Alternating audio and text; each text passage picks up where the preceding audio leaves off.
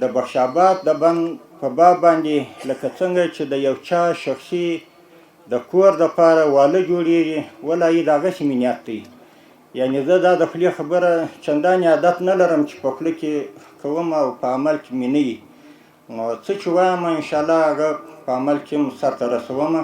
خو د الله څخه راضي چې موږ هم کومه خبره کوو صرف دا د خولې الفاظ مو نه دي، څه چې کوو هغه په عمل کې هغه انشاءالله عملي کوو او کړي مو هم دي.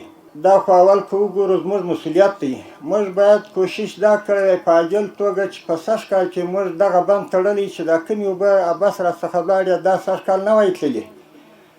خو بیا هم افغانستان کوچنی ملک نه دی او یو ضرورت یې نه دی، لکه څنګه چې وزیر صاحب محترم اشاره ورته وکړل زموږ سړکان کنډو کپر دي، د هغسې مو نورې بناوې کنډو کپر دي، بندونه مو د هغه رقم دي، سړکان مو د هغه رقم دي.